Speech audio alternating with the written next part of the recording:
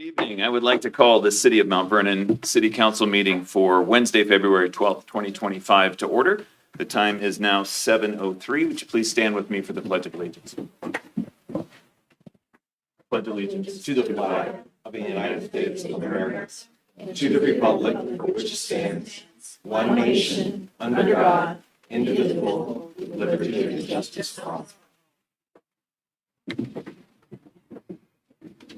Item 1C is the roll call of council members, and I will ask the city clerk to please call the roll. Councilmember Beaton? Here. Councilmember Brucksmith? Here. Councilmember Reyes? Here. Councilmember Hudson? Here. Councilmember Molinar? He's waving at us online. Councilmember Cicero? Here. Councilmember Vanderstoop? Here. Thanks, Becky. All right, the approval of tonight's meeting agenda. Any proposed changes from council to tonight's agenda? I move to approve the agenda. Second. Motion by Mary and a second by Melissa. All in favor, say aye. Aye. Those opposed, say no. Motion passes. Item 3 is community comments, and I'm guessing there might be one or two folks here for community comments. Welcome. Good to see everyone here. I think there's also overflow room available in the multipurpose room, but we're happy to have you all here. And also wanted to let you know there's a sign-in if you want to follow up so that we're sure to capture your name and contact info, and we can answer maybe any questions you have or follow up with you. So that's available at the door that it came in. So if there is anyone present in council chambers tonight that would like to address city council, please come on up to the podium, state your name and city of residence, and please try to limit your comments to about 5 minutes. Jim Satcher, Mount Vernon. This is following up. I was here before talking about the trees growing in the pond on Landmark Drive. You suggested I go ahead and get an arborist to make a decision on that. Got an arborist. We were cautioned, shall we say, not to really trespass on the property. So the focus was on the trees that are in front. 6 of the trees were tagged as a danger, and they would fall on the sidewalk on the street. The way they're constructed, there are multiple roots or multiple trunks to one group of roots, which weakens the tree. My concern was the tall tree, the 80-foot one that weighs over 4,000 pounds. He said, well, it would take a wind of about 60 miles an hour to knock it down before it hits your house, which I thought was nice. And I pointed out to the other trees laying on the ground that the wind wasn't 60 miles an hour, including another one that was 80 feet tall that fell across the sidewalk, the street, and hit my property. Anyway, paid him to do that. He said the city has an arborist who can look at the dead and diseased trees because we didn't want to walk on the property itself. Another arborist that I talked to said, well, for $1,500, he'll go and tag dead and diseased trees. I figured right now our concern is for the 6 trees that are a threat. I think the best thing to do here is, since I've already talked to them twice, is for the city to go ahead and contact them and tell them that there are 6 trees that have been tagged, and they are responsible. And by law, if they fall and they injure somebody, then there's a liability. It isn't going to be like telling somebody to that they have their homeowner's insurance. A branch hitting a child could cost them as much as it would take to remove all the trees there. That's pretty much it. So that's where we are. So if the city can go ahead and notify them that's saying, look, we have these 6 trees that are tagged. And quite honestly, if it helps, I will be more than happy to remove the 6 trees at my expense, providing I can take down that 80-foot, 4,000-pound tree. So if you could pass that on to them, and maybe that would motivate them to act upon it a little bit faster. And that would solve, I think, our main problem, other than the way it looks. But as far as safety concerned, that would remedy the problem very quickly. So, questions? This is just for kind of one-way conversation, but we can follow up with you, Jim. All right, Yeah, good enough. thanks for Thanks a coming. lot. Appreciate it. Anyone else wishing to address council?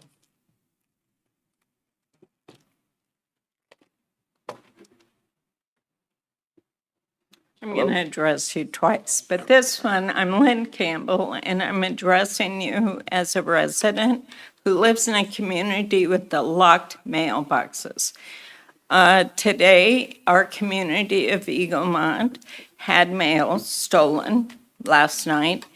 And when we filed a police report to Mount Vernon Police, it is my understanding the officer stated to my husband, who's ill and can't be here, he stated that, yeah, it started happening a year ago. Somebody stole the master key to all these lock boxes. We tried calling the U.S. Postal Service so that we could get the locks changed, and they just stated to check your mail every day.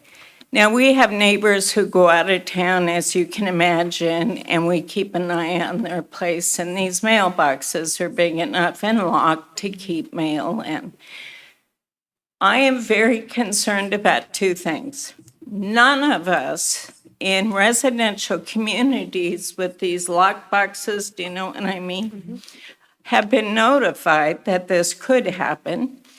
And it's been known for over a year by our police force. I would like you, Mayor Donovan, to check with the chief of police in regards to that. The community should be notified going forth because I don't want any other residents, and we have lots of residences who have those types of mailboxes to experience such a thing. We all know mail theft is a real big crime. I'm disappointed the officer did not come out and investigate it. And I know you guys have no bearing over the U.S. Postal Service, but as a city council, if you could encourage them, we'd appreciate it. Thank you, Lynn. Anyone else?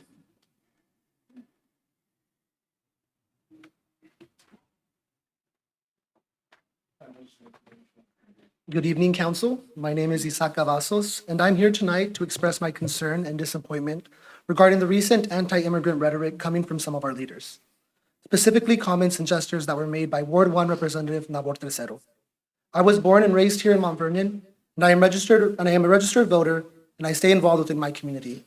I'm a precinct officer for Precinct 320, which is in Ward 1. I sit on the Board of Diversity for the Skagit Democrats, and during the election season, I door knocked for Richard Brocksmith's campaign for county commissioner and other initiatives. As a constituent of Representative Nabor Tercero, I was taken back at the comments that were made in regards to our feral cat situation and connections to the immigrant community in Springfield. If one has to apologize before saying a comment regarding personal ideology, one probably should not be saying that comment, especially if one is elected to represent the people. As well, when one is silent, you are enabling discrimination within our community. The moment governance dehumanizes one group, what will stop them from dehumanizing others? I believe it is essential that we stand in solidarity with our immigrant neighbors and reject harmful, divisive language that only seeks to create fear and division in our community. Our immigrant neighbors contribute to the social, cultural, and economic fabric of Mount Vernon, and they deserve the same respect, dignity, and protection as all of us. The rhetoric targeting immigrants not only undermines the values of inclusivity and kindness that we cherish, but also place many families at risk. I urge the City Council to take a strong stance in defending our immigrant community by supporting a resolution that explicitly states Mount Vernon will not cooperate with ICE or Border Patrol in the enforcement of harmful immigration policies. Such a resolution would send a clear message that our city is committed to being a welcoming and supportive sanctuary for all individuals, regardless of their immigration status. In addition, I ask the Council to work towards promoting policies that ensure the safety, well-being, and prosperity of immigrants who call Mount Vernon their home. This includes opposing actions that seek to deport or discriminate against members of our community based on their immigration status. Please do not allow harmful rhetoric to dictate the future of our city. Let us stand united in protecting the rights of all people and in fostering an inclusive environment where everyone, regardless of background, feels safe and valued. Thank you for your time and consideration. I look forward to seeing Mount Vernon take decisive action to support our immigrant community and for Mount Vernon to be an example of what a united nation should look like. Thank you. Thank you for your comment. And I just want to double check and make sure we have your contact info. Yes. Got it. Thank you. Hello, welcome. Hi, Council. My name is Araceli Santiago. I come from Immigrant Working Families. I am a voter and a community member of Mount Vernon. Here in the comment from Nabor, representative of Ward 1 in the city of Mount Vernon, has truly disappointed me and my community. I was also taken back at the council being okay with the anti-immigrant comment, because to me, not saying and staying silent was being okay with what he said. No one had the courage or willingness to address his commentary. His comment makes me feel very doubtful about how he views my community, specifically the immigrant working families. Living here in Mount Vernon, this makes me wonder, what is he willing to do to protect my people? At times like this, it makes me afraid for my family. Thank you. Thank you.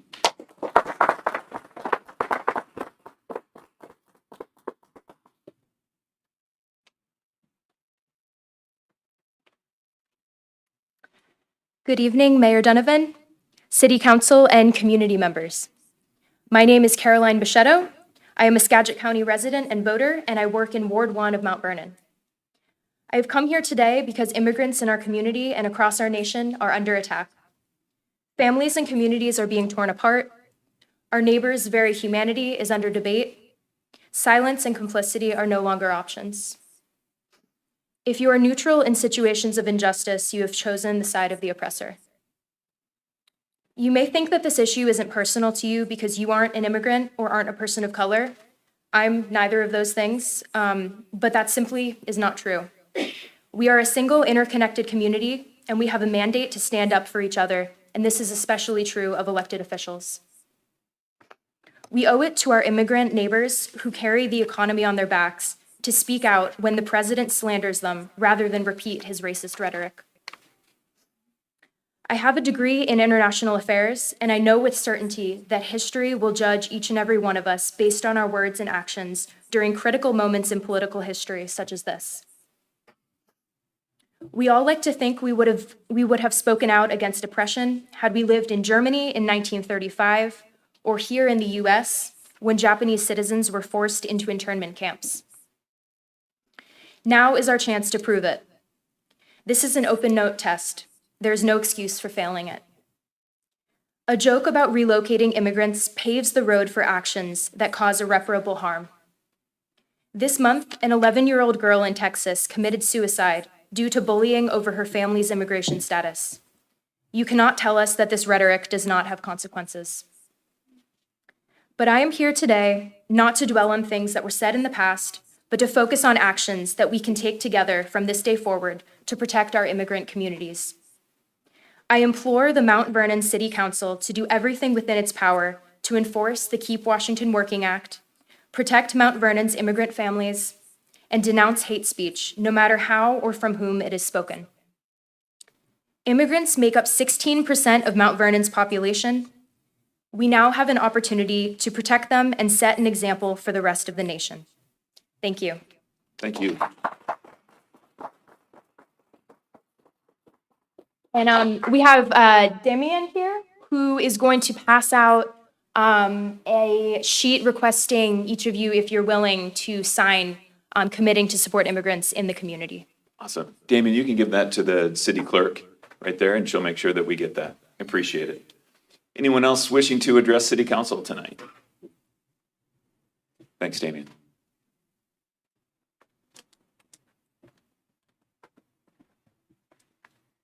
Good evening, Hello. Mayor Donovan, council, and everyone in attendance. Thank you for your presence. My name is Zakiya DeLuz, and I am a student and voter born and raised in Skagit County. I ask that the following be on record. From my favorite song, quote, "Inside of God's kingdom, you can never be an immigrant." This means that in the true kingdom of heaven, no one is divided from one another. We are all welcome to exist, and no one can be separate from the force that unifies us all. I believe heaven on earth is possible, but it's going to take a lot of cooperation and delegation. Hence why I am here. On January 22nd, Councilmember Navor objected to investment by the city of Mount Vernon to clean up the unsanitary conditions created by cat colonies in our city, disregarding the health of the animals and the health of his own constituents, all while using a dog whistle utilized in the prior election cycle by the sitting president. The same president whose policy is so unpopular that he has lost the national popular vote in every federal election. Repeating this dog whistle of anti-immigration policy, as if we could ship and transport humans to eat animals deemed a nuisance and a health hazard, means you are reverberating policy that leads to genocide. Any policy of hate leads to genocide. The idea that one can be below or above another aids genocide. The idea and belief that another human is inherently inferior is a sorry justification for harm, humiliation, and eventually genocide. That is how Nazi Germany began to segregate and redistrict neighborhoods and eventually take every non-Aryan white or queer or disabled or homeless person into death camps by the thousands. The Holocaust of Germany is not a singular event, and there have been many silent genocides in history. To prevent our history from relaxing into a new kind of normal, I ask that the city of Mount Vernon adopts an ordinance that explicitly states that they stand with all immigrant families from all countries of origin and will not assist ICE or Border Patrol. In that ordinance, I ask that the city also stands alongside the Keep Washington Working Act and adopts an ordinance similarly to the city of Spokane. I am speaking out against hatred, a political stance that is a creation of hate in the early stages of genocide. I ask that the council no longer be complacent in silence and also stands against hatred using the full power of their elected bipartisan council member positions. Thank you. Thank you.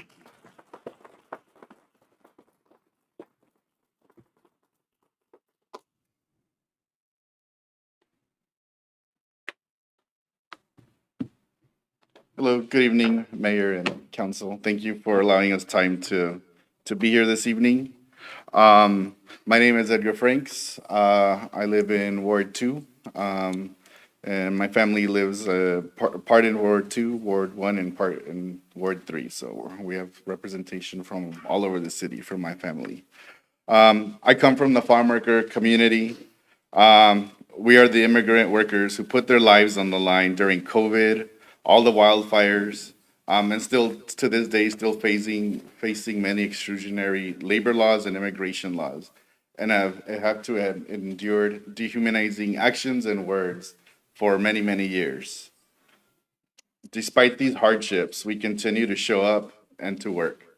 We continue to take our kids to schools, to pray in our churches.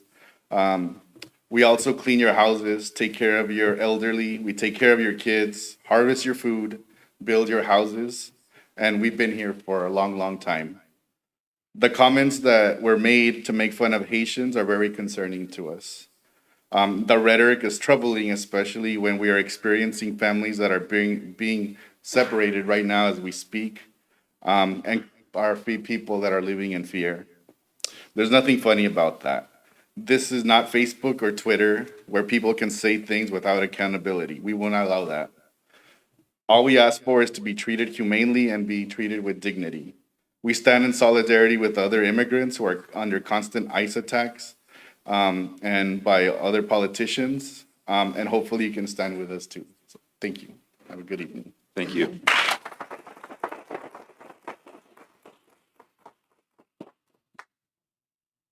Anyone else that would like to address City Council? Come on up. Thank you. My name is Rosalinda Guillen, and I have been a lifelong resident farm worker of Skagit County, both in Mount Vernon and in the city of La Conner. Presently, I spend half of my life in the city of Mount Vernon because that is where I work. It's where my workplace is. I also come from the farm worker community and the immigrant community. And I remember when I was a young girl here in Skagit County and the treatment that we received as Mexican immigrants coming to work in the fields of Skagit County. And it's something that you never forget. And I think I'm looking at you, too bad the screen is here because I can't see everybody because I'm short. But which something you might consider doing for the future. Anyway, I'm standing in this hall, and some of the words that the other folks have said ring so true, that this is a very special place. And I'm proud to say the Pledge of Allegiance, because I think those words are important. And I'm very proud to always read the Declaration of Independence in this country. So I'm a Mexican American that's been in the United States since the United States, the southern part of the United States was northern Mexico. And for me, when I hear Nabor III say the words that he said about immigrants and the dehumanization of linking the feral cat problem to that, it is just shocking to me that it's been a month and nothing has happened because of that statement. I thought Skagit County was different. I thought Mount Vernon was different. We certainly have worked hard to be included. And I know that you've worked hard to be inclusive. So I come here as a voter, as an active citizen of this country at every level that I can bring my voice to talk to you as human beings and as elected representatives. This is about representation for me, because we need representation, and I feel like in this council, we do not have it, both as farm workers, as Latinos, and especially as immigrant. So there is such a thing as political violence on your council. What happened with Nabor III saying what he said was a political, violent rhetoric that was not stopped in the official function of the council. So we're not talking individuals or personal. We're talking about an official representational function of you all as city council people. So based on that, I've done, and a lot of my friends, people have been coming to me and talking to me about what they heard. I knew nothing about it.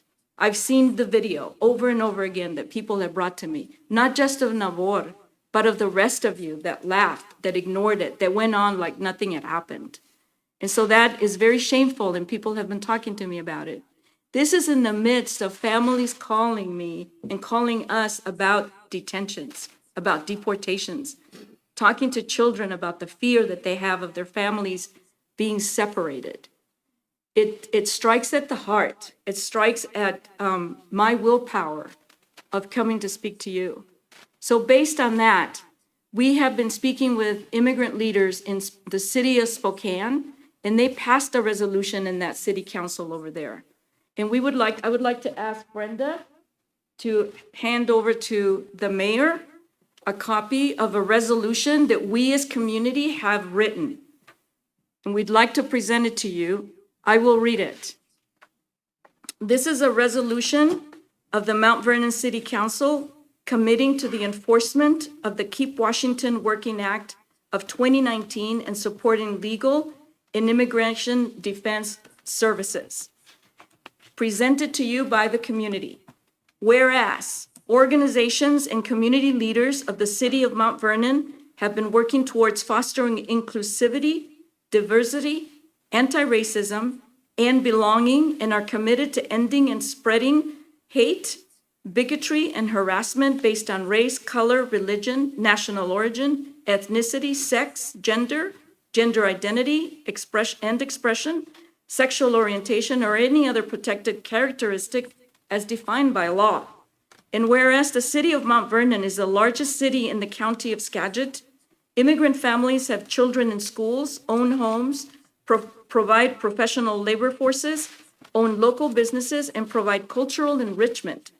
And whereas Immigrant communities are under attack and are being scapegoated by political forces that are implementing Project 2025, causing the city's immigrant communities to face increased risks of harassment, detention, deportation, and separation from their families, necessitating robust legal and community support. And whereas the official mission of the city of Mount Vernon is, and this is from your website, we provide professional, efficient services to create a lifetime positive difference for our community. Again, from your website, the City of Mount Vernon's vision statement says, Mount Vernon is a city that is characterized by a hometown atmosphere where residents and government work together in a trusting environment. We promote cooperation with our neighbors to create a greater community that is a preferred place to live, work, and play. Whereas, in spite of all of the efforts of the community and the city's mission to create an inclusive city, the city council members allowed Council Member Nabor Tercero from Ward 1 to publicly make an official statement denigrating immigrants by saying, apparently there are people in Springfield, Ohio that like to dine on cats. We can increase our revenue by encouraging tourism to Mount Vernon and take care of the budget and the cat problem. And then he said, I would like to explore that. And whereas the Keep Washington Working Act of 2019 establishes statewide policies to ensure public safety and protect the rights and dignity of Washington's immigrant and refugee communities, and whereas the Keep Washington Working Act prohibits the use of state and local resources for immigration enforcement, thus fostering trust between immigrant communities and local law enforcement, and reducing fear of reporting crimes or accessing services. And whereas local organizations like Immigrant Resources and Immediate Support, or EDIS, and others like it are providing critical legal and advocacy services to immigrant families, yet face significant resource limitations. And now, therefore, be it resolved that the City Council of Mount Vernon affirms that Mount Vernon will continue to protect democracy and strive to be an inclusive, respectful, and just city that is proud of its mosaic of people of diverse cultures, faiths, beliefs, and identities, and to celebrate both our individuality and commonality, and resolves to act on the following. And there's a whole list of suggested solutions and prevention of continued growth of hate in our community during these difficult times when there is a very, very clear attack on our immigrant community. And may I say, they are the first to be treated this way. What group is going to be next after them? So we say there's all of these official acts that you can take, including reporting and accountability. Be it further resolved that the City of Mount Vernon stands in solidarity with all immigrant and refugee residents and commits to fostering a safe, welcoming, and equitable community for all. And we stand ready to work with you to make this happen. It is sad that it had to take this kind of an incident for us to show up here and begin to build this collaboration. I would like to say that the piece of paper that Damian handed to your clerk is an important piece of paper because we have young people that are not feeling safe. And we have to stop this rhetoric now before it reaches physical violence outside of this space. So thank you very much for your time, but this isn't over. We're here to begin to start to make this a better city council. Thank you, Mr. Pierre.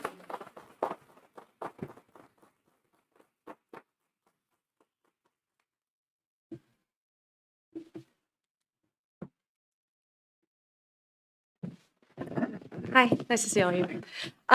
My name is Dina Straub, and I currently live and work in Mount Vernon. I currently work in Ward 1. I unfortunately don't have anything particularly written down, so this is just going to be coming from how I personally feel. But I truly believe that all of you are professionals, and you are here to be professional public servants.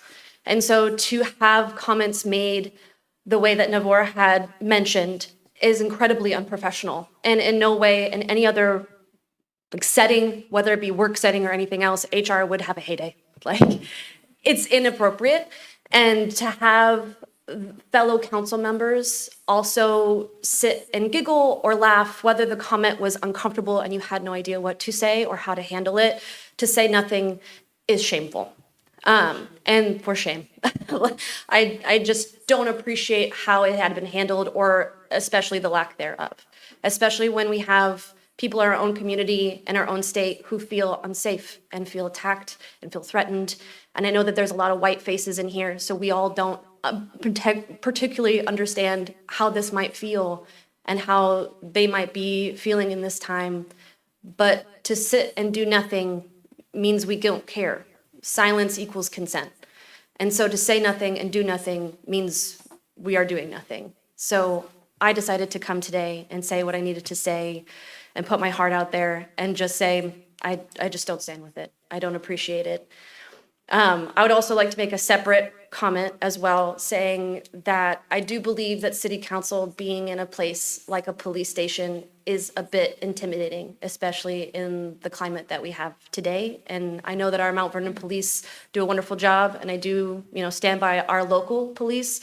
But knowing how people are currently feeling about police in our country, having you guys be in a police department makes it intimidating to come here for a lot of people. So maybe potentially consider a new location for meetings, because I know that just stepping into a building like this can be incredibly intimidating for a lot of people in our own communities. So just a food for thought. But thank you for so much for your time.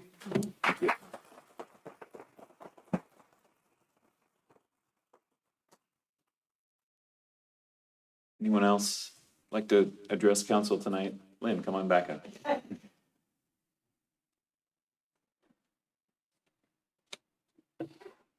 This time I'm talking from the heart. I am deeply offended by your comment, Nabor. I am deeply offended for our community.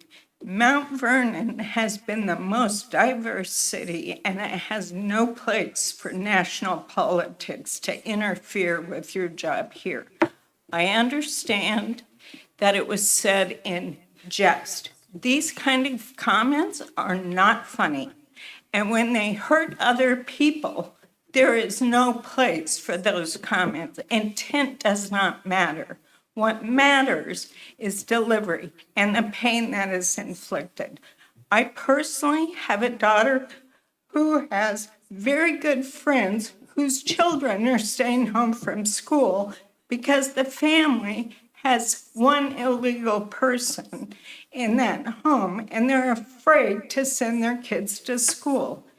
Churches, enrollment is going down. We cannot afford for this city to allow that to happen.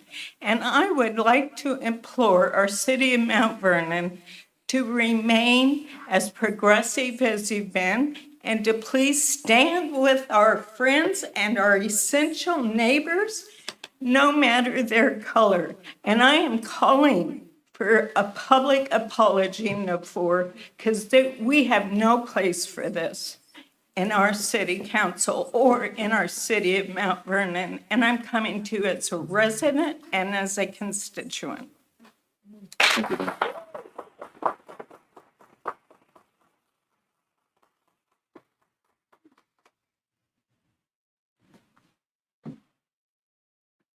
Good evening, Council. Hi.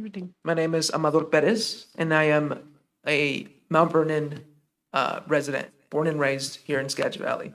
I know Burlington, I know Bow, Rockport, Oak Harbor. I know it all.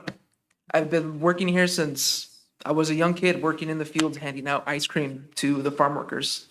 And something that always stood out to me was every time my mom would tell me before she'd send me with a little bucket of ice cream popsicles out there is to be a good example. Even with my fellow immigrant people that were working out in the fields, be a good example. And I think I carried that on even well through my adulthood, to be a good example. And I think a lot of us actually probably live by that standard. And so what does that say about Navarro's comments that he made? Were you a good example that day? To a lot of us, no, absolutely not. But what can we do?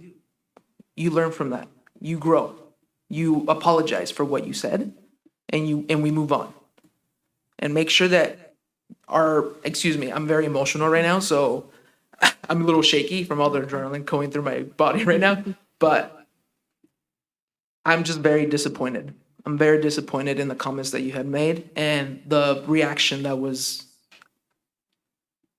done by the rest of you guys. So I'm gonna end it with just be a good example. Okay, thank you. Thanks, Mr. Fede.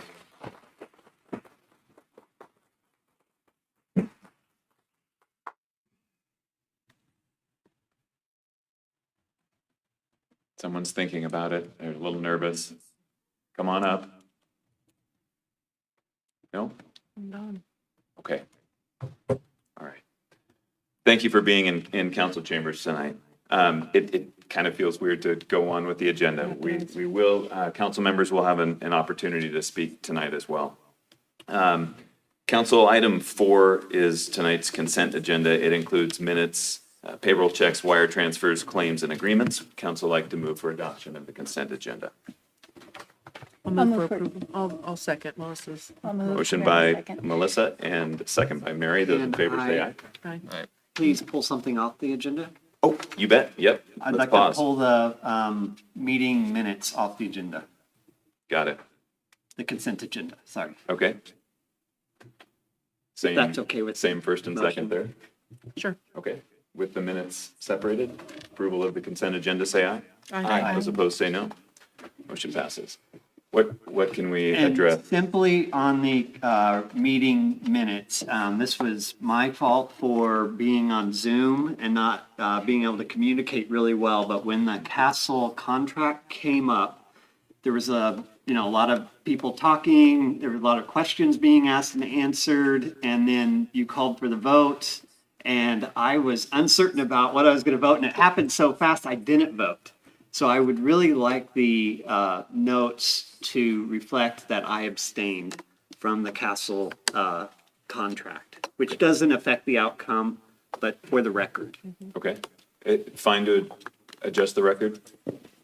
Certainly by motion of vote of the council, if you want to correct the record, you can. Okay. Council?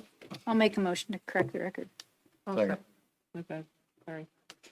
There's a motion by Melissa, a second by Andrew to correct the record, and can I presume to approve the minutes as with that correction? Okay. Any discussion, council? Those in favor say aye. Aye. Those opposed say no. Thank you. Motion passes. Thanks, Richard. All right, we're going to committee reports, then council member comments, then mayor's report. So first, committee report. Committee reports tonight, we had our Finance and Parks meeting, and Councilmember Mary Hudson covered the chair duties for Councilmember Molinar in his absence. Yes. The report on that, Mary. Thank you, Mayor. The first item, we met tonight at 6 o'clock here in these chambers, and as always, our first order of business is to approve minutes.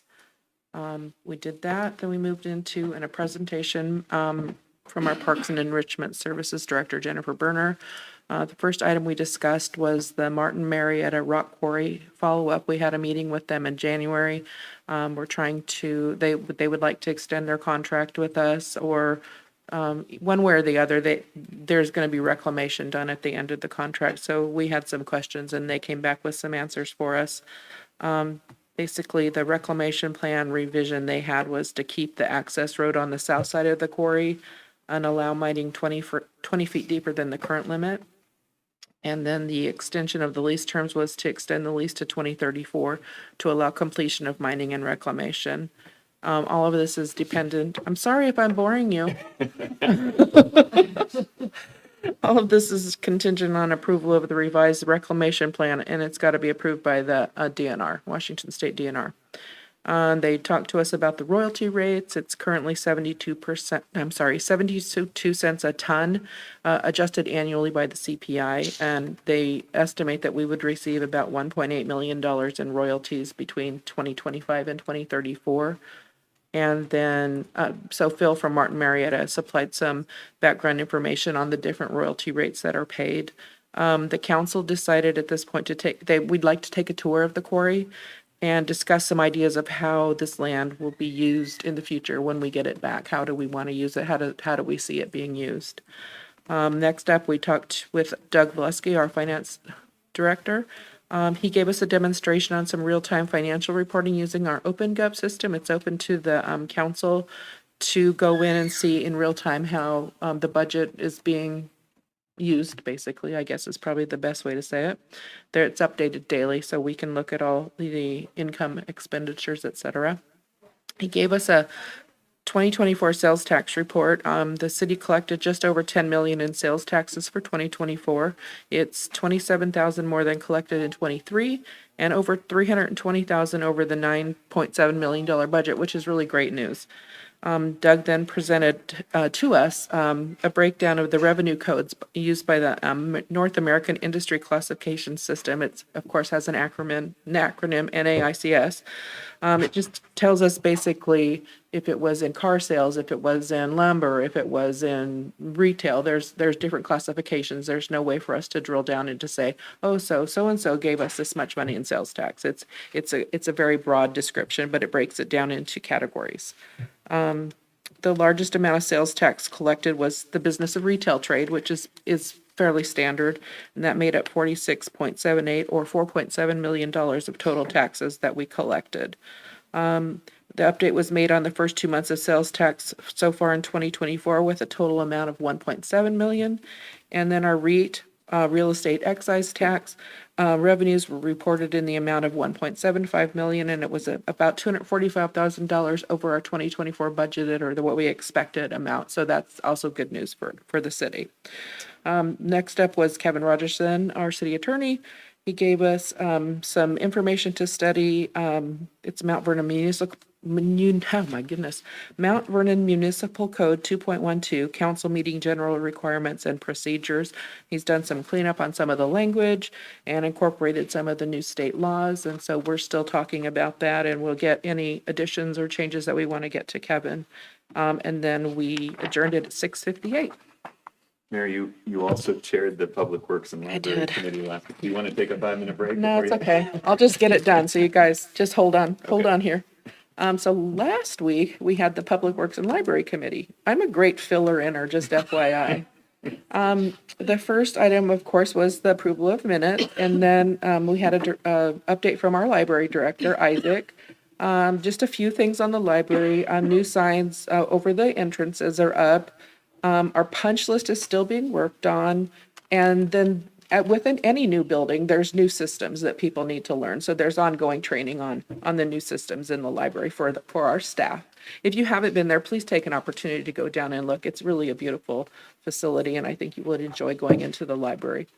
One of the things that I had written down is that they have 3 times a week story time still starting up again, and they have between 40 and 50 participants in each of the story times, and I think that's just wonderful. We have a beautiful children's library in our new library, so it's pretty awesome.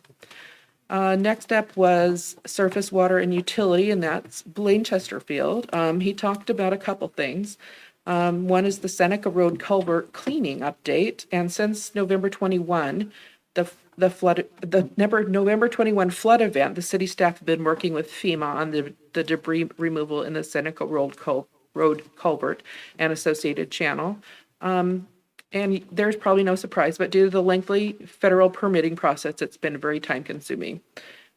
There's currently no debris removal scheduled, and we talked about possibly doing something with city funds to get that taken care of instead of waiting for them. At some point, perhaps we would be reimbursed, but it's been too long and we want to get something done. Stormwater parks. It's kind of an interesting concept. Council and staff discussed how stormwater parks fulfill a dual purpose, working to clean up the water before it enters a stream and as a park amenity for city residents. And we had some great graphics to look at. It's very interesting. It's a nice amenity almost, and it does really just look like a park. It's very nice. The city staff will look for future stormwater park grant opportunities because we really try to get grants for everything we do so that it's not coming out of our funds. The city of Mount Vernon also gave us a tour of the flood wall to the Seattle Public Utilities staff because Seattle SPU is considering building a similar structure and was very impressed by the Mount Vernon flood wall and readiness. The Mount Vernon flood wall is an example for Western Washington in infrastructure that provides flood protection and public recreational space. So that's a nice pat on the back to the people who worked on the flood wall. It's really a very nice amenity in Mount Vernon. Next up, we had Frank Reinhardt, who's our engineering manager in Public Works. He talked about another acronym. It's called TIP. It's Transportation Improvement Program, and we do that. It's a 2026 to 2031 window of time.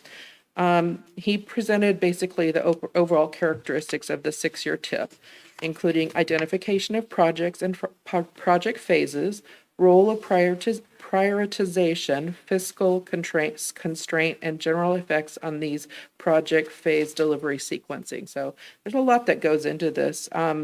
He described the regional TIP, our TIP, and the state TIP. So we've got a lot of acronyms floating around here.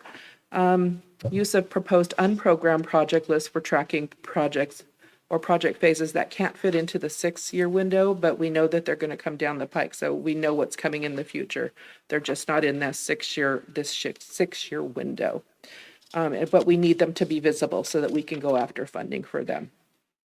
Talked about an overview of potential transportation project funding sources, broke them down into local, state, and federal funding pockets, if you will. It included just what federal funding levels are and project delivery schedules for each type of source. So they're all different. So he talked to us about that. And then he really wants to, we have scheduled milestones with the city council. It's a particular focus on council meetings and coordination. The city engineer outlined a schedule for the development and adoption of the 26 to 31 TIP, updating by the statute deadline of July 1st of this year. So we do have a deadline to work towards. Let's see, miscellaneous, the good of the order. We talked about the Mount Vernon Library Commons, basically from Chris Phillips, and just when we will be substantially complete, because we know we're all anxious to get it substantially complete, and we asked a lot of questions, and I think we pushed him, poor old Chris, pretty hard on that, but he stood the test of time, so we're happy to have him here. And I think we adjourned that meeting about 8:15. Mary, thank you. I'm done now. Yeah. Some water. Thank you. Item 5B is council member comments. Do council members want to address the public? Yes. Councilmember Trocero.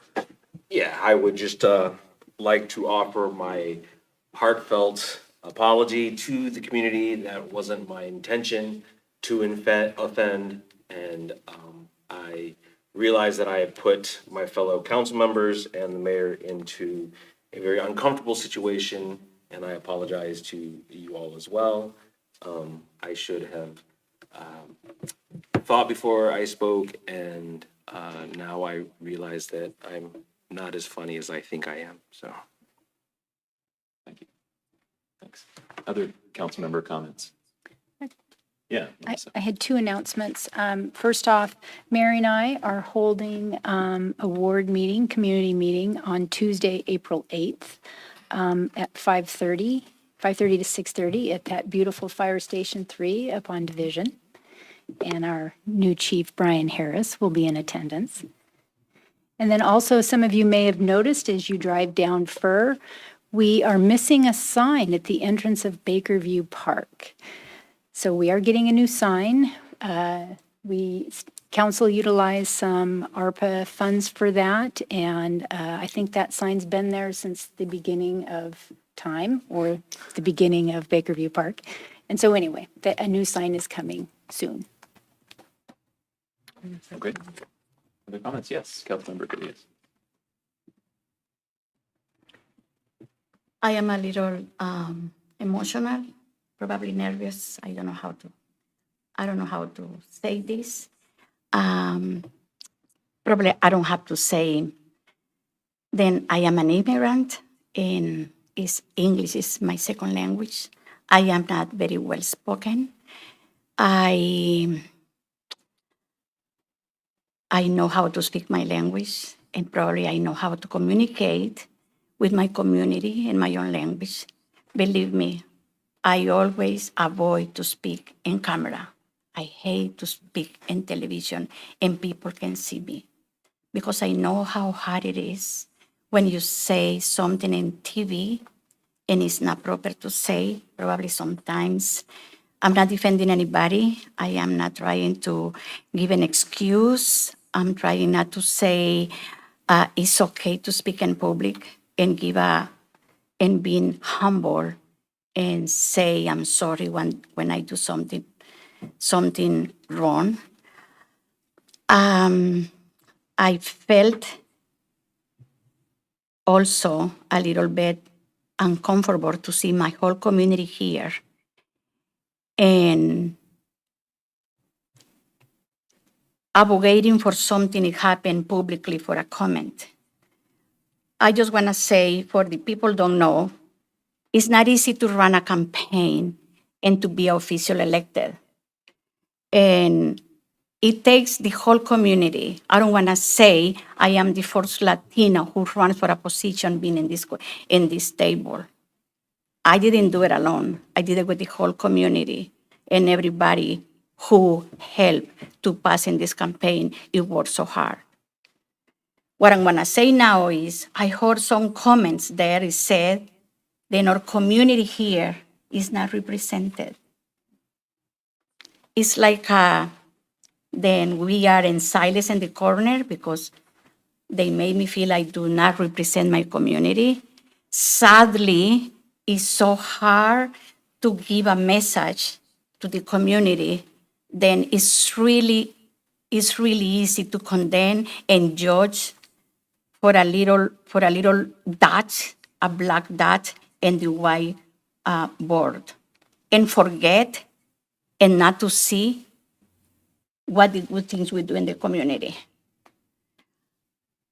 I don't want to say I have been a farm worker, but I've been in fields working and walking and see what the families do in the community.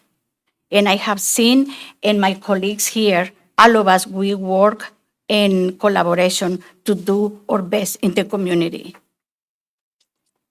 And we work hard to bring what they need, bring the needs accomplished in our community, like housing, education, law enforcement. I don't publish what we do here for our community. And at the moment we are living now, people don't know what we do with the community. But you know what? I'm gonna say publicly, for me, it's the most important when a family knows what we do for them. We have so many families, they know, we approach them and we work with them and we are here to support them and represent them. We represent the community. I am so sorry if this is going to bring the community, just to bring negative atmosphere in this chamber. All of us will work hard here for our community. And then if it's humbly, I just to present my apology, my sorrow, and the community don't see they have representation here for you. Yes, you do. You have representation here because all of us, we represent the community. Not just because I am Latino, I am brown, I am woman, I just represent a little piece of the community. All of us represent the community, and all of us, we work together and we navigate with different point of views, with different ideology, political ideology, or faith ideology, or culturally, but all of us here are to protect the community and work for the community. Sorry, I am very emotional and very sad for what I saw. Thank you. Thank you, Edith. Councilmember Van der Stoot. Yeah, just very quickly, thank you to everybody who commented. It takes a lot of bravery to get up here and say something. Thank you so much. And I'm very, very sorry, and I will do whatever I can to improve. And please continue to give feedback and do this. You guys all have access to my information. Please continue to reach out. Thank you very much. Mm-hmm. Councilmember Hudson, then Councilmember Brocksmith. Okay, thank you, Mayor.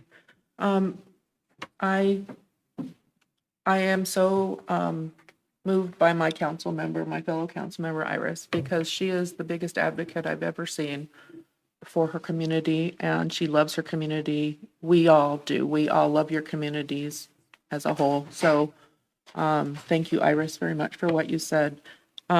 If I appeared to be accepting, if you will, of what Councilmember Trussaro said, there couldn't be anything farther from the truth. It was stunning. It was a stun for us to hear that come out. And quite frankly, unless you sat here and been in this seat and are surprised by something, you don't know what it's a nervous laughter, and it was not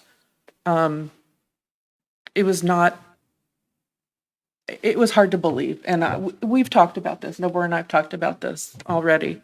I have to say that at the end of it, I did say I disagree. I know that wasn't vocal enough, and I apologize for that, because nothing is farther from the truth of how I feel. It was disappointing. I'm disappointed that I wasn't more vocal, and I apologize. I will try to do better.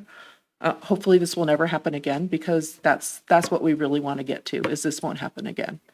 I will recommit myself to being a good council member, a good partner with my fellow council members, and work in a very nonpartisan way, because we should govern as a nonpartisan body.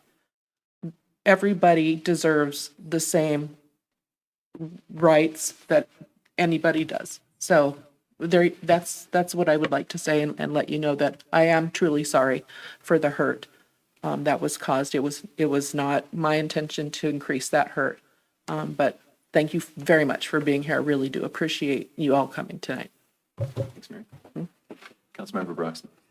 Yeah, I think the important things for me to say right now are, I wanted to thank everybody who commented tonight. And I wanted to publicly recognize that, my private actions after that evening were insufficient to the people who saw this and came here to communicate tonight. So I'm sorry about that, for sure. But folks know that we are trying to do the best we can. My own philosophy is, that we're only as strong as our most vulnerable community members. And I'm going to recommit the next 10 months that I have, because I will not be running for reelection, that I'll make sure that the work we're doing in the next 10 months is focused on this topic, as I have for a long time now. So, thanks. Thank you. Yeah, Councilmember B. Thanks, Peter. Thank you for everyone that came and spoke tonight. I was very moved. I was moved when Juan spoke, and I am moved again. Our council, for the past 8 years, I'm in my 8th year, has never allowed national politics into our meetings. We have been 7 very, very different human beings from 7 different walks of life, and I have been very proud of that. That is why I ran, was to show our children that we could do better. I couldn't believe what I heard. I was in shock, and I was not prepared to respond. I am one of those people that when I am nervous, I chuckle. It's my response, and all I can say is that I fell short, and I won't let it happen again. Thank you again for coming out. I would also like to thank everyone who was here tonight to speak, everyone who's sent emails and for the phone calls and for the conversation. I'm actually really encouraged by the level of passion that our community responds with when there's an offense like this. So it was valuable to me to see this event through your eyes. So thank you for talking. I also want to just kind of give an overview. This has become a community conversation, and it's unfortunately been the source of division among our residents. So I want to just provide a little bit of context, not to be dismissive, but context helps us to understand maybe better where someone's coming from. In the end, doesn't matter. It's how, as Lynn pointed out, how something is received. Back on January 15th, there was a city council meeting, a committee meeting. These are meetings that take place at 6 o'clock. They're not televised. Council can discuss various items of business. That night, one of the things we were talking about was how to implement a city code to address an active cat colony problem at Edgewater Park. That was a real discussion that we were having that we never thought probably when we were running for election that we would have. And as serious as we were about identifying, and implementing this code compliant solution for our feral cats at Edgewater Park, we also found some humor in that subject matter.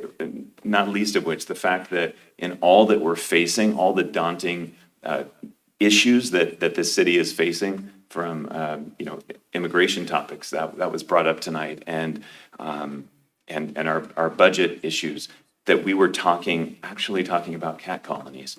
And so there were a number of jokes that night sort of woven into the discussion. So a week later, January 22nd, at a televised city council meeting, Councilmember Tercero attempted to continue that lighthearted spirit of the conversation with his dry sense of humor, to make what he thought would be such an absurd satirical reference that it wouldn't be taken seriously. However, in his joke, as you've heard tonight, he referenced some comments that were made by Donald Trump last year when Trump made comments at that time during the campaign. They were clearly disparaging and inaccurate, and they were a generalization about a specific ethnic group. It was widely interpreted as racist. It turned out to be a very divisive comment last year. Navor told me that while his joke included a satirical reference to Trump's controversial words, it was no way a literal endorsement of the racially charged content of President Trump's original remarks. Even though Councilmember Tercero intentionally omitted any reference to any specific ethnic group, there was an implication there of who he was talking about when he told his joke on January 22nd. And some residents clearly took his words to mean that Councilmember Tercero was actually suggesting that the city of Mount Vernon should send its feral cats to Springfield, Ohio to be eaten. Not everyone took it literally. Some others recognized that this was an attempt at humor, but even though it was that it was still completely out of line, especially given the current polarized and highly charged political climate in our country. I personally believe that Councilmember Tercero made a serious miscalculation of the impact that his words might have on Mount Vernon residents, and the connection that his words had to an ethnic minority group that was originally called out in President Trump's comments last year. In my opinion, he made a poor decision to make light of such a controversial topic that had the potential to be interpreted as racist. The point stands that the comments could easily be equated to an endorsement of the overt racial tone of those original comments. Councilmember Tercero delivered those comments to an audience at a time of heightened political sensitivity. He did it in a venue where, frankly, our residents aren't expecting to hear that brand of satire or edgy comedy. People don't attend our city council meetings for the jokes. So the whole situation was ripe for misunderstanding and for offense. And in the days since this incident transpired, I've observed a wedge that I'm seeing continually driven between residents in our community. Some of it because of the comments themselves, some of it because of the dissension that's stemming from the reaction to the comments, but nonetheless, I'm genuinely concerned about this. There's outrage on social media with posts on this topic that are spreading. There's the reactions to the posts that are stacking up. And I've seen our Mount Vernon residents become more and more divided with each comment. And so my hope today is that somehow we can move past this division.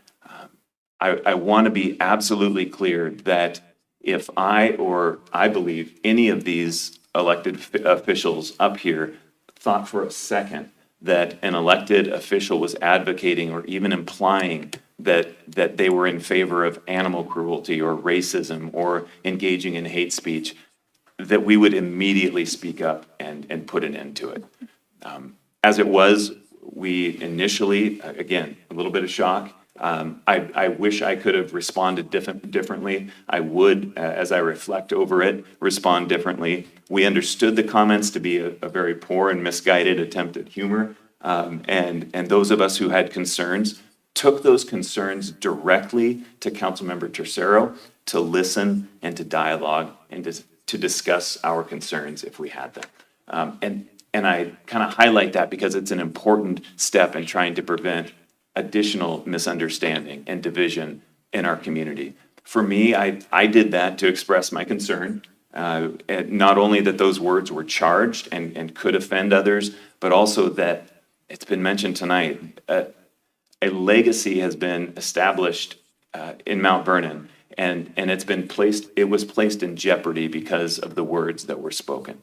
For nearly a decade, I've been to nearly every city council meeting and committee meeting. I've always been so impressed by how our past and now current council members and most of the mayors have somehow insulated our city council chambers from whatever federal political unrest and chaos may be taking place outside of these walls across the country. Our work here has mostly been immune to national political conversations. I believe that we all recognize that the work that we do here for our residents in our city is indeed nonpartisan work. We just get stuff done here. And we do it without inviting whatever divisive rhetoric might be going on around us. And so I think that's what troubled me the most about the comments, or at least troubled me significantly about the comments on January 22nd. And I've seen and heard similar comedy references to Trump's Springfield comments on late night TV, both by the political right and political left. This was different. This happened here. It happened in council chambers in Mount Vernon. And when it was, it just opened up a door to a raging political storm that's going on around us outside of these walls that we've been protected from in these council chambers for a long time. So I believe and I hope that we can slam that door closed again so that we don't get distracted from the good stuff that we're doing. Disagreements on how we approach challenges are absolutely going to surface all the time, and that's a really good thing. But we need to fight to ensure that those local disagreements remain unencumbered by the outside conflicts that don't really impact our work, and that we should include refraining from even seemingly harmless references to potentially divisive political topics. Right now, more than ever, we need to be better at trying to protect that common purpose. And we all have that same common purpose, I believe, in making strong choices for the future of our city. Our public has had the unique opportunity to directly engage our local officials. That's what makes local politics different. All of our contact information is available online, so we can actually go directly here at council or set up an appointment, find out, seek someone out if there's an offense, if there's something that you don't agree with or some motives you question. But as we leave this divisive situation behind us, I hope that we can move forward with a commitment to try not only to preserve the nonpartisan work that we do, but also to assume the best of each other's intentions, to care enough about our city and about each other to seek each other out and to talk about our differences and to be careful with our words, to go directly to a person and to listen to them before we speak at them, and to do everything in our power to maintain and uphold the desire that we all have to protect our greatest asset, which is our relationships with each other and the improvement of the city we love. So, Navor, thank you for your apology tonight and for discussing this with me and other council members. Appreciate it. Item 5C, Mayor's report is just a couple of slides, but I wanted to let everyone know about an important community meeting this Saturday at 1 p.m.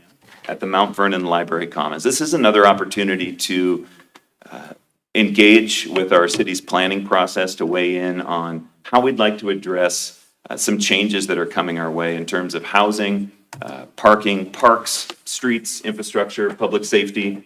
We will be considering all of these things as we open up the city's 20-year plan for how we will address and accommodate growth of up to 12,000 new residents in our city in the next couple of decades.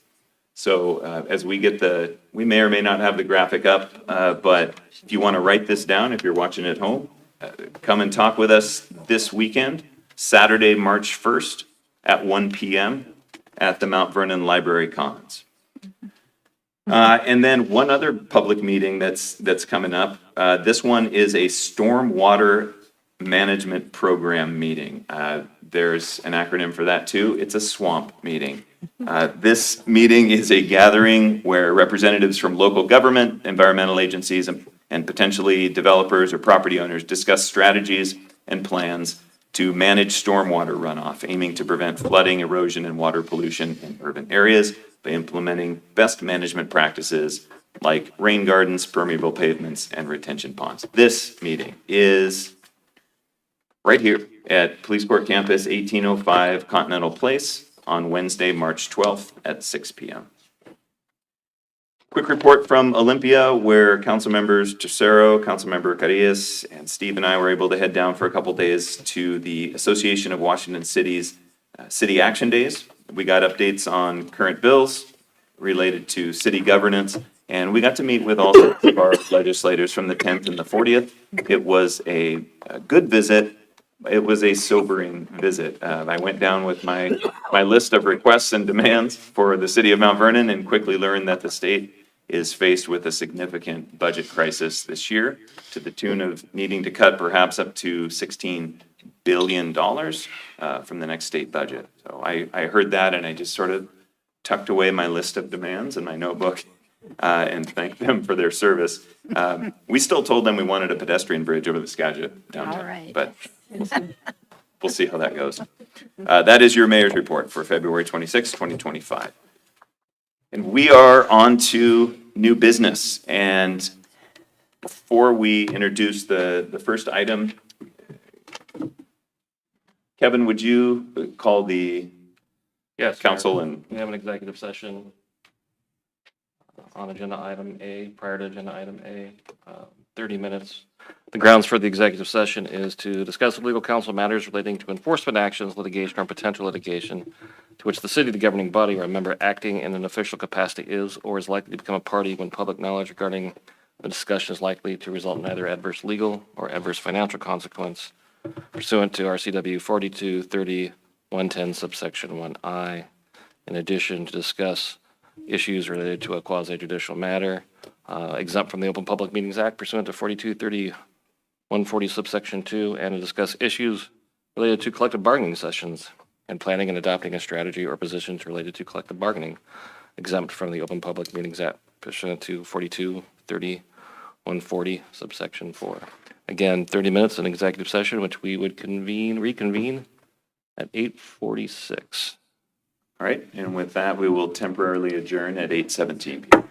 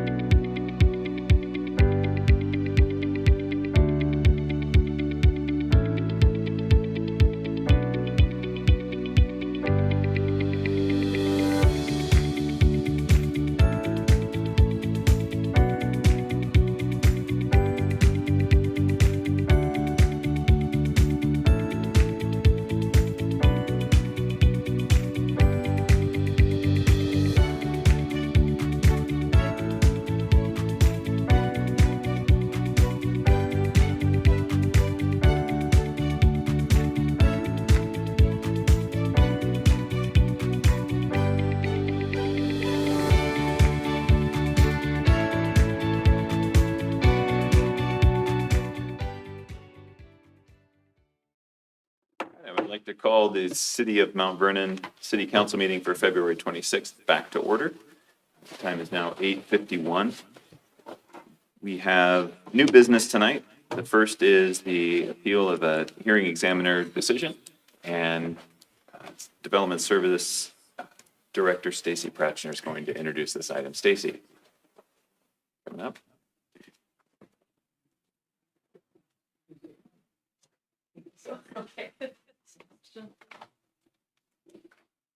Good evening, Mr. Mayor and City Council. Thank you so much.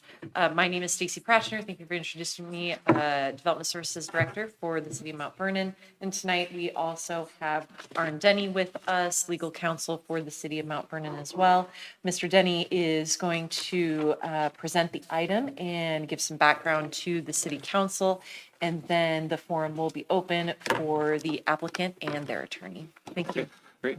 Prior to opening up the hearing, I would like to have an opportunity to ask questions regarding quasi judicial disclosures, just so we can vet this.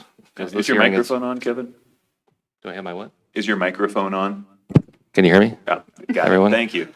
But before that, I want to thank everybody's patience. We had a longer hearing and meeting than expected, so we thought this would be handled a little quicker. This hearing is a function of the city council serving in a quasi judicial role, and as such, it's important that the city has an inquiry regarding whether or not there exists any grounds for disqualification of any council members or the mayor. So the doctrine is called the Appearance of Fairness Doctrine, and it seeks that so far as practicable, that council members be open-minded, objective, impartial, and free from entangling influences or the taint thereof. So I'm just going to ask a series of questions, and if you want to answer affirmatively, just do so orally. Does any member of the council or the mayor have any economic interest in the project or the property? The property is located at 324 West College Avenue, Mount Vernon, Washington, and it is a recreational vehicle park that is subject to a conditional use permit. And it is an appeal of the hearing examiner's denial of certain requests to modify or waive certain requirements. So is there any economic interest in the project, the property, or any of the parties to the purchase, sale, or development of the property? No. Hearing none.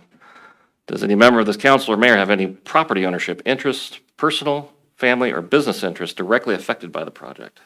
No. Hearing none. Does any member of this council or mayor live or own property in close proximity of the area subject to the appeal? And I would say on or about 300 feet. Just wanted to pause for just a second, Kevin, to ensure that we have Councilmember Molinar online. We do not have. Okay. Come on, Mayor. Let us slow down.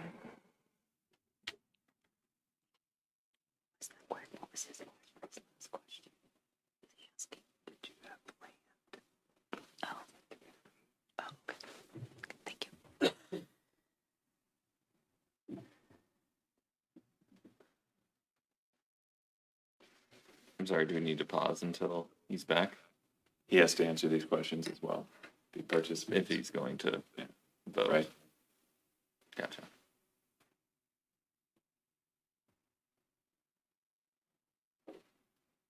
Ooh, Lordy.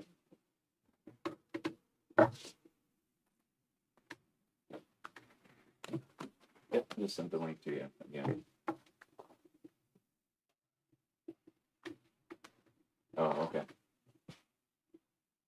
Technical difficulties.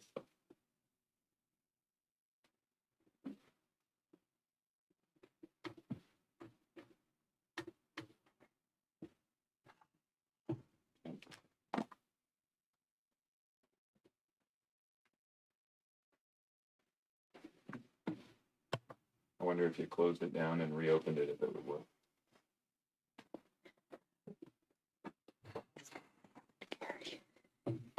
Okay.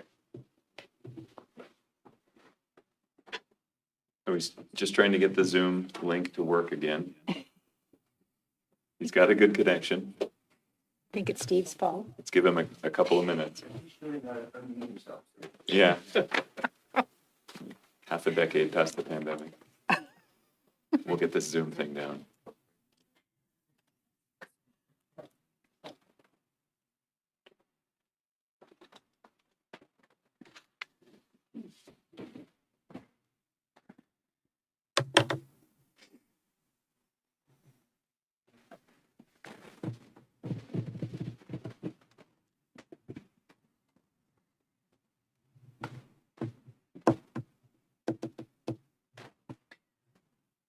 Kevin, council, any recommendations if he's not able to get the Zoom link back up? Can we do an audio connection by phone? If he's unable to participate in real time, he won't be able to participate. Would phone be adequate, or I don't know what our code allows? Probably not. If you're showing exhibits, you won't be able to participate in real time. Okay. But I would let the parties make their arguments on that regard. I have 2 exhibits, but they're both in the record. So he has the record. He also has the live YouTube feed. Can watch everything in real time. So he can see what 5 seconds is being away. presented. We can confirm that with TV10 that he can see. Is he able to connect?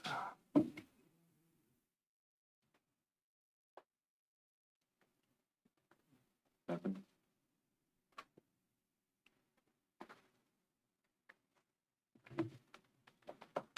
Okay.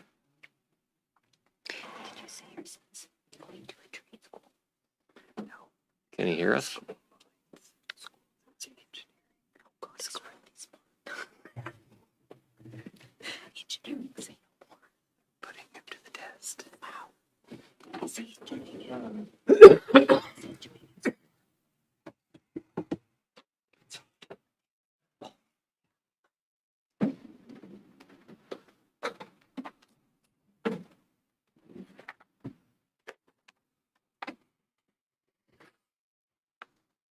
Technology, in the ground.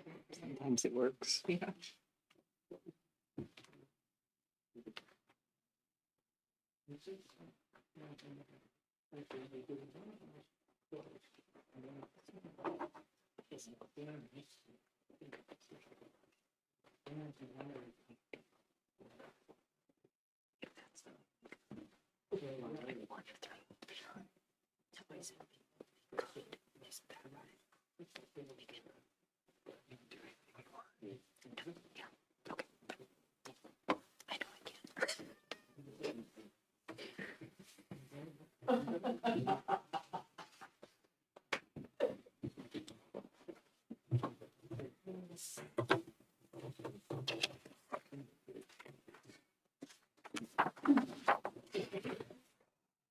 Well, I guess fortunately for you, no.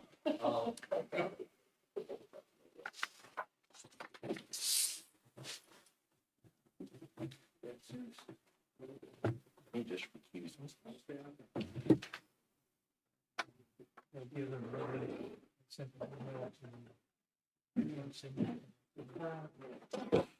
Part of attack. You can't get on? Well, we can't get him connected. So we're going to have to press on. Okay. Does any member of this council or mayor live in an owned property in close proximity of the area subject to the appeal, 300 feet or thereabouts? No. Hearing none, does any member of this council or mayor know whether or not their employer has a financial interest in the project or has an interest in the outcome of this proceeding? No. Hearing none. Does any member of this council or mayor have any special knowledge about the substance of the merits of this proceeding which would or could cause it to prejudge the outcome of this proceeding? No. Have the council members been contacted outside the record on this project? No. Yes. Okay. Yeah. Please disclose the substance of your communications, if it's written or oral, and the nature of the contact. Okay. So I don't know where this fits in, but I went on a tour of the site and was on site for the tour, discussed all of the ins and the outs of the facility. And does that fit in there? Okay. Sure. Do you feel that these contacts would prevent you from deciding the case on the record before the city? No. Okay. Anybody have any other communications regarding the nature of the project or the subject of this appeal? Is this where I would say that I used to work for Wells Nursery? Sure. I was the party of record to start with, and I'm still a party of record.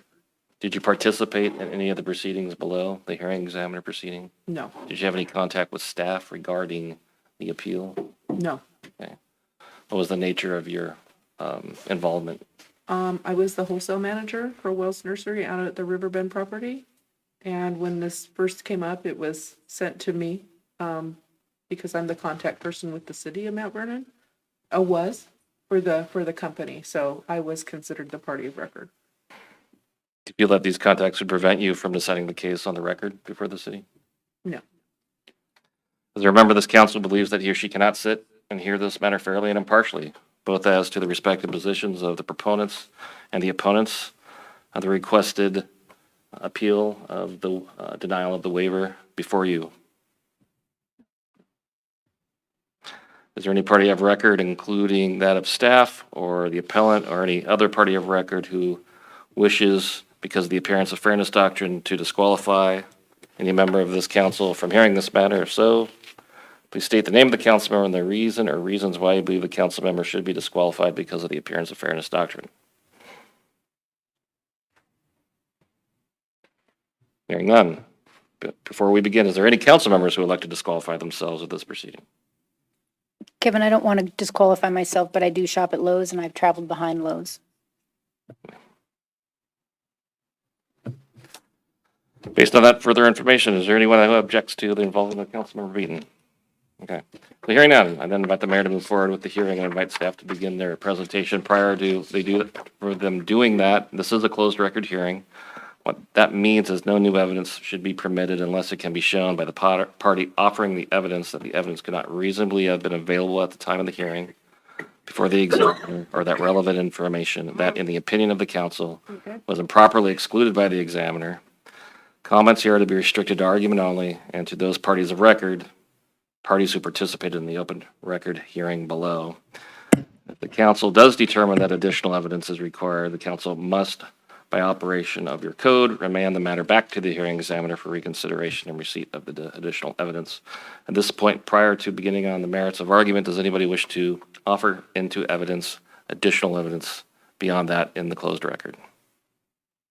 No. Okay.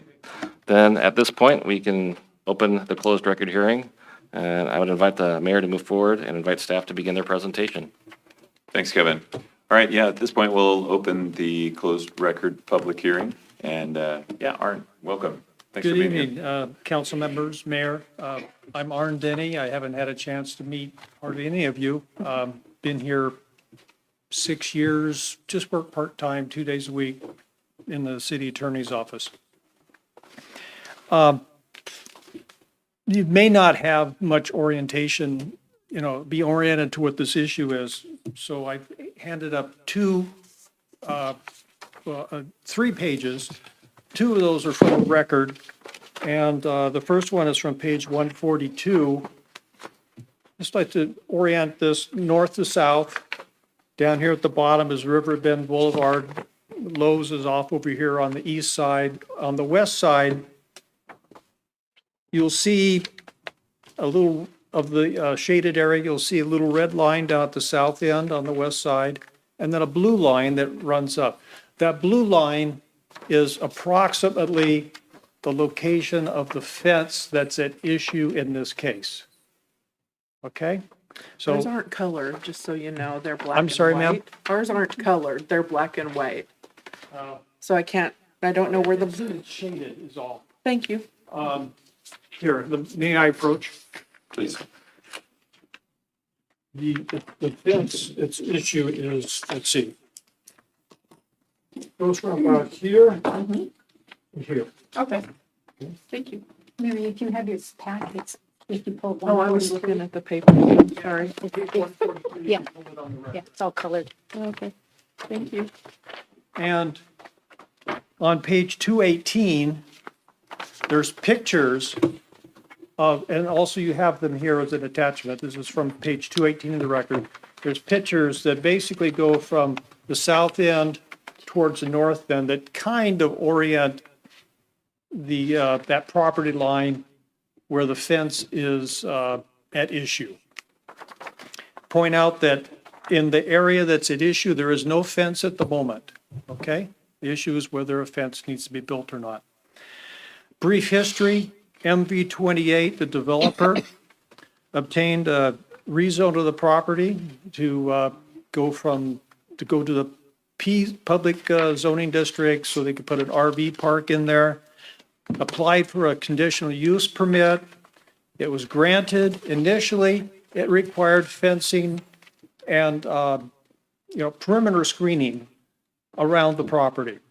And the applicant, the developer came in and said, I'd like to get some modifications. There were 12 modifications requested in the hearing before the hearing examiner. Most of those were approved. The one that wasn't approved is this section of fence that we're talking about here today. The hearing examiner denied a waiver of that fencing requirement. And there's a key here to waiver and reduction that I want you to kind of pay attention to as I present argument and as Mr. Christensen presents argument. In making that denial, the hearing examiner concluded, this is at page 40 in the record, if you want to find it, paragraphs C, little Roman numeral I's, 2. The park use in the public zone is considered by the code to be incompatible with the adjacent uses in any zone, and therefore a solid site barrier between adjacent properties is required.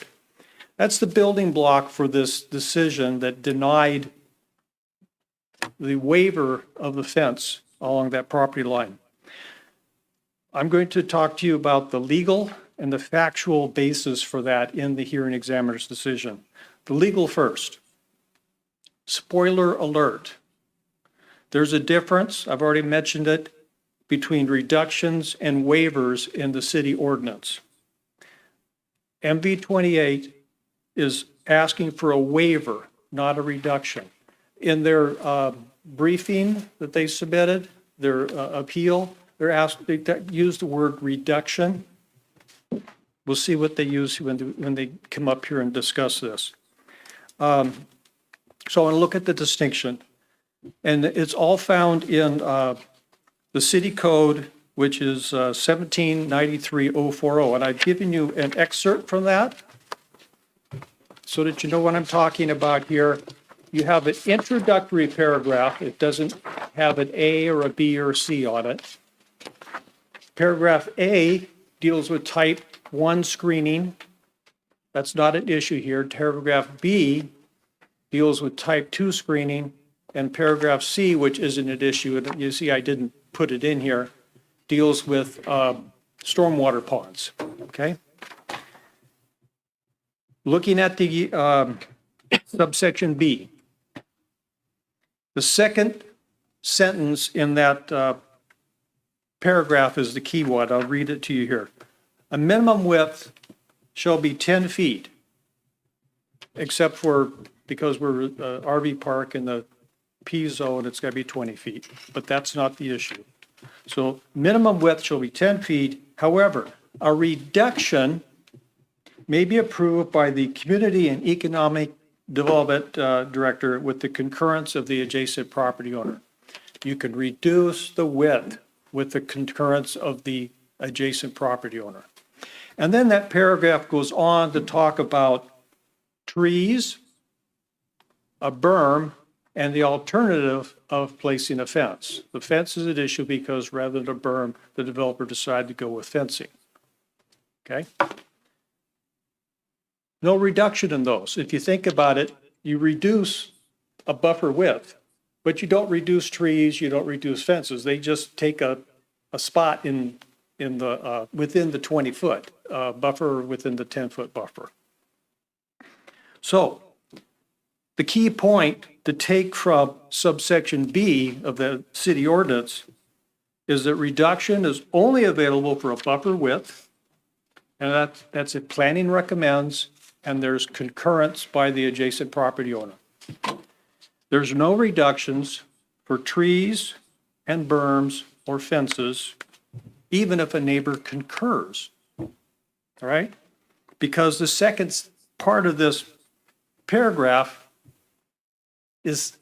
doesn't refer to reductions for trees, berms, and fences. That makes some sense, right? Think about you reduce the width of the buffer. But that's not the end of the legal side, because I'd like you now to go up and look at the introductory paragraph. Again, it's the second sentence, it's the key to this issue before you here. The Community and Economic Development Director may also require these standards to buffer incompatible uses, even if the land use classification is the same. That's not the important part. Here it is. And may waive these requirements if the actual development on abutting properties is similar in nature, i.e., two abutting commercial developments, thus not requiring screening. So,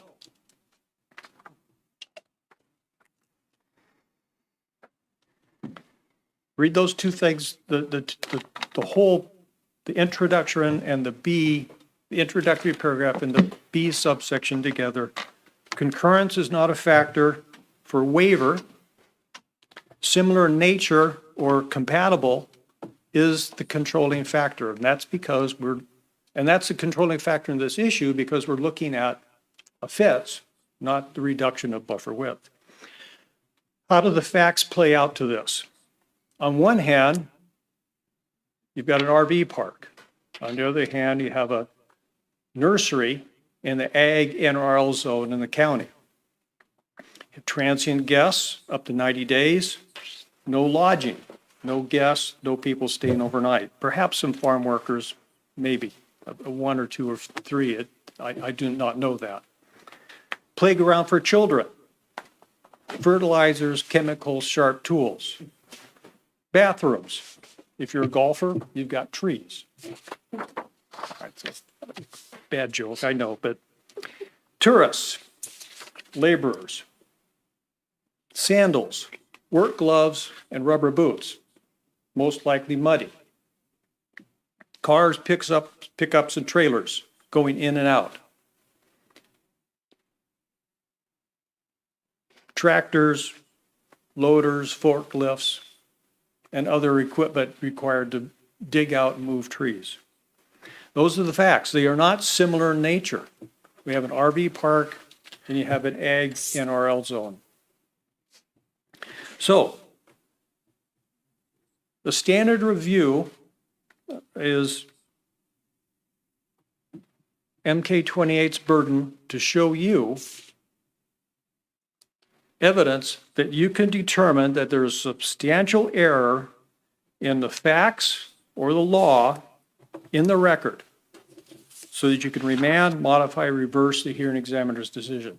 If you don't have the facts that show the law is wrong or the facts are wrong, you can't reverse, you can't modify. Shouldn't. I actually know what you can do. That's Kevin's responsibility over here to advise you on that. So the applicable landscaping ordinance is plain and unambiguous. Waivers only authorized if the uses are similar in nature. And again, they're asking for a waiver, not a reduction. Technically, if they says reduction, think waiver. Concurrence and buffer reduction is not applicable here. So the facts support the hearing examiner's legal conclusion that these are incompatible uses. The facts show that the uses, RV park, nursery, are not similar in nature. So given the applicable ordinance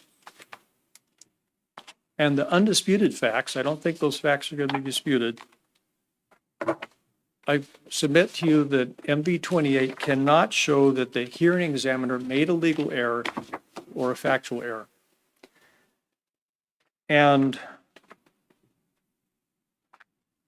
I guess to conclude, there's a little bit more legal analysis in the hearing brief I provided to you. It is not as focused as what I just gave you. So read it and try and think about what those two ordinances say, and then consider the facts. I hope this clarifies the issues for you. I'm available for questions, as is the planning director. And we also have Mary Ann here, the senior planner who worked on this issue. Thank you. Thank you. Council questions for staff? Oh, I'm sorry, I'll stay. Questions? Okay. Kevin, what's next? I invite the applicant. Typically, the appellant goes next. Right. And then if there's any parties of record, but I'm speculating that there's not. Looking around.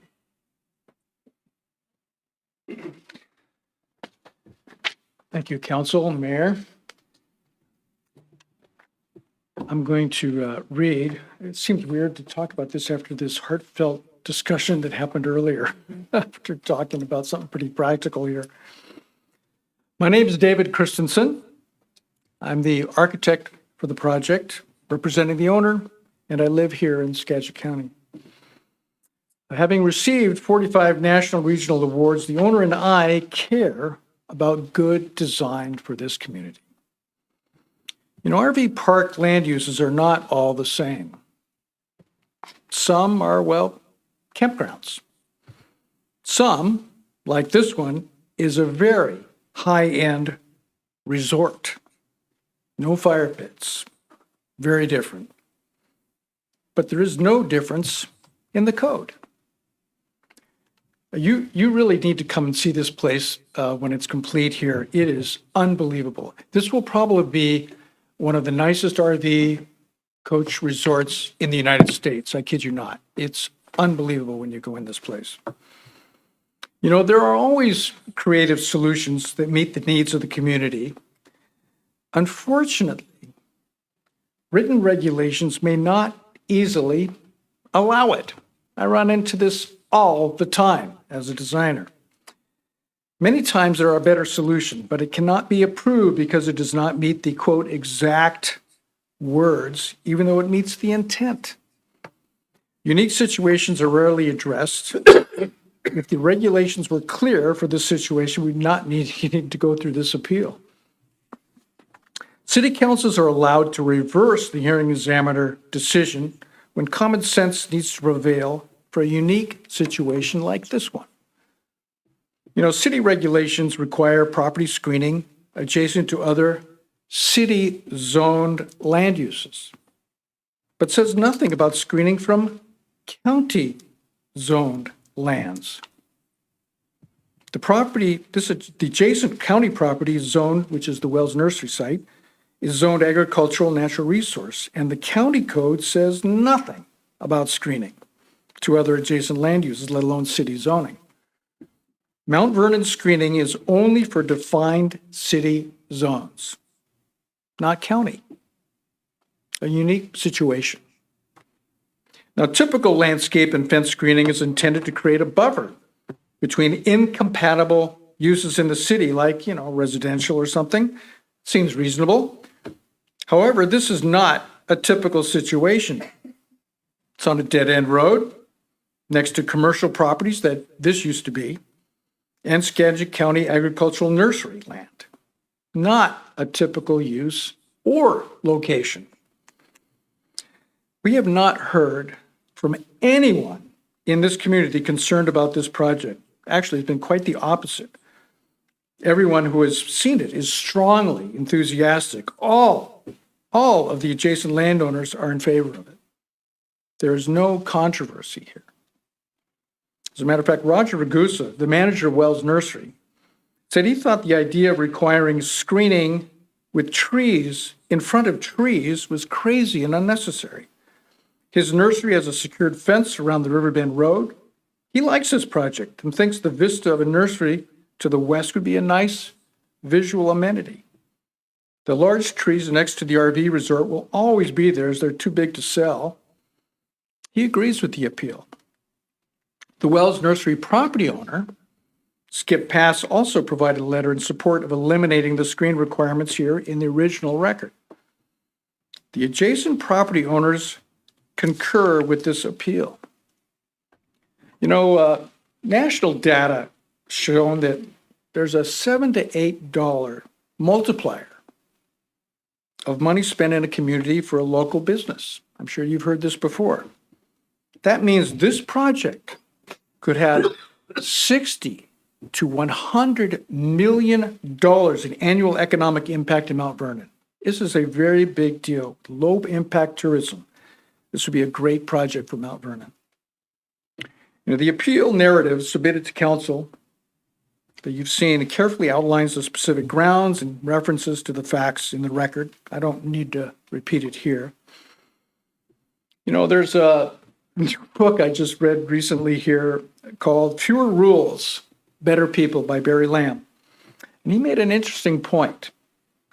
Well-intentioned rulemaking can inadvertently strangle productivity and occlude moral judgment. Now, we all want the best developments for our community, so we need to let common sense prevail. You know, the landscape code says the purpose is to provide a willing, pleasing, aesthetic environment. Approving this appeal, reversing the hearing examiner decision, and waiving these requirements because the properties are similar in nature will be consistent with other decisions and regulations made for this project and result in a project for which we can all be proud.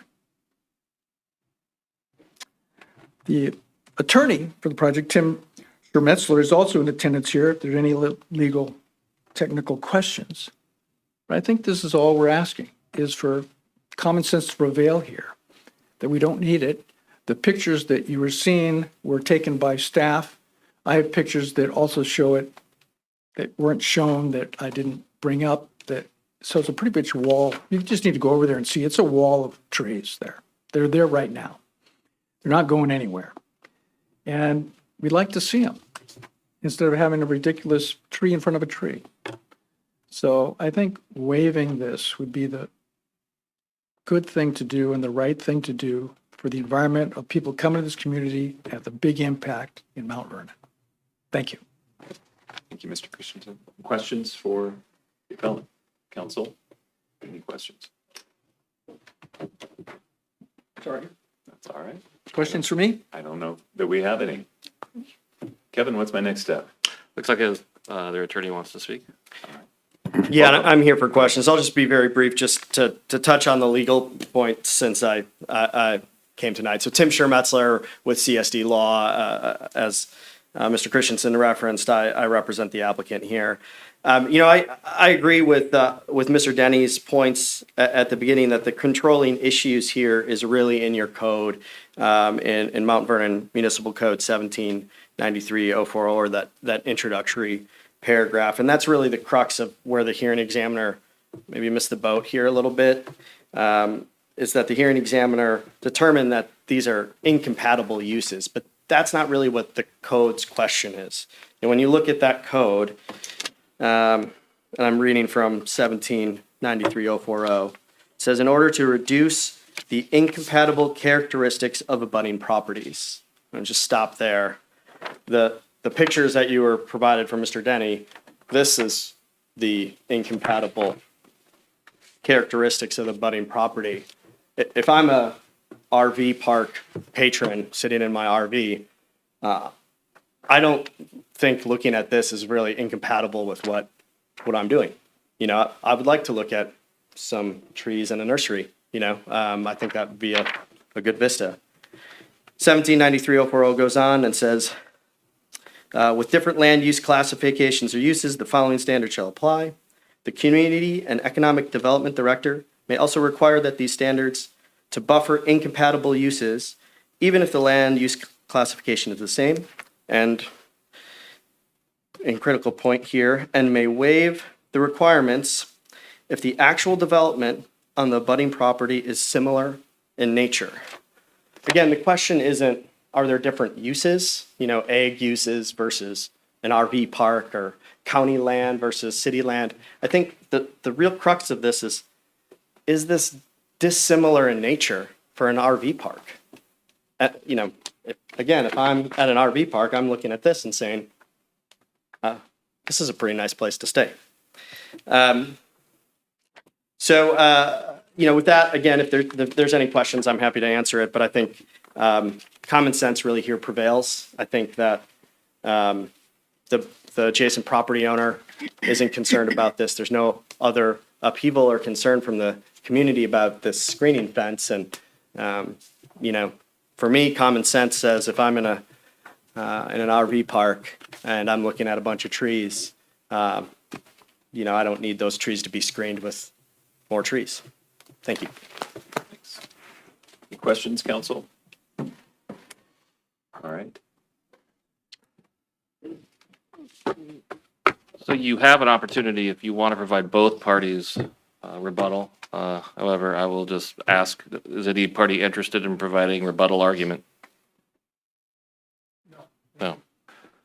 So hearing none from the city staff, I don't think there's anything to rebut from the appellant. So at this point, you can, well, you should ask for the record if there's any other parties of record who wish to present argument. Thanks. Are there any other parties of record who wish to participate? Could actually participate. Yeah. I could actually participate at this point if I wanted to. Oh. Couldn't I? Do you want to? I don't Not really, I'm just questioning. No. Okay, fine. Okay, so with that, am I closing the close record? Correct. All right, so we are closing the hearing, and council, I'll turn it over to you for discussion or motions. At this point, you may rule tonight, you don't have to rule tonight, you can review the record further, you can continue this matter. If you do rule tonight by motion, I do recommend that you direct the city attorney to draft a resolution with findings of facts and conclusions of law supporting whatever ruling you're gonna do. Kevin, I have a question. Yeah. We're missing one council member. If council was to make a decision tonight to deliberate, to come back and talk, is that council member precluded from the discussion and Really from a good vote? question. I would probably invite argument by parties, but my preliminary legal conclusion was that since that person was not in attendance at the record and the argument, I'd probably say he should be disqualified at this point. I would be more than happy to conclude this tonight, as it seems to have taken a lot of people's time for a long time. And I would make a motion to, Kevin, you're gonna have to watch me here, to rule in favor of these gentlemen here, however you want to put that. So that'd be reverse the hearing examiner. There we go. That's what I would like Reverse, to make a motion. he can reverse, he can affirm, because you're an appellate body, or he can remand. There you go. Okay, so there's a motion to reverse the hearing examiner's decision? Second. And a second. A motion by Andrew and a second by Navor. Council, would you like to discuss? Deliberate? I have something that I would just like to put into the record. Having worked at that nursery for 28 years, my biggest concern from the beginning has always been the safety of the crew that works at Wells Nursery, because, again, having worked there for a long time, we had a fairly significant homeless population that would live in the trees, especially the ones at the south end, as depicted in this map. So that was, and they had to deal with it because they were in the field and I wasn't. I was in an office, but I would, occasionally be in the field. So that has been always first and foremost in my mind, is their safety. But I do think that with the things that have been put in place, the security measures that have been put in place, this nursery is not fully fenced all the way around, I will say that. But there are trees, obviously, lots of trees. I feel like it's such a good amenity for the city, for all of us, that I feel like the restrictions and everything that have been put into place with the security, et cetera, lights, et cetera, would be a deterrent for people crossing the property line into the nursery. So I just wanted that to be known, that was my fear, just for their safety. More discussion? Yeah, Melissa. Yeah, for me, this is the perfect example of tension between our local code and what is common sense.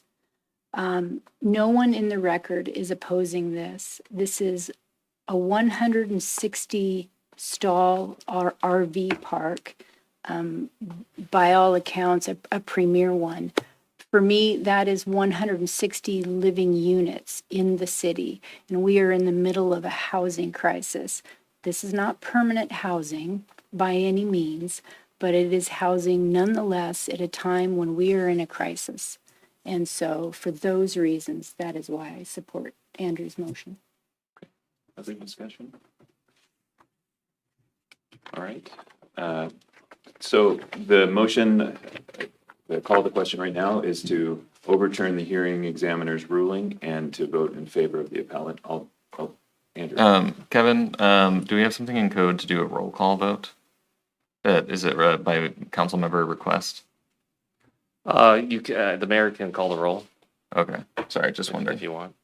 And I would just ask you to modify it so I can draft a resolution in favor of what you rule. I would make a motion to amend to what Kevin just said. Can you clarify? These are quasi judicial. It's good practice to have your written findings and facts and conclusion of law in the event such of these will be appealed. Now, I think it's just good practice for you. Gotcha. Yeah, Richard.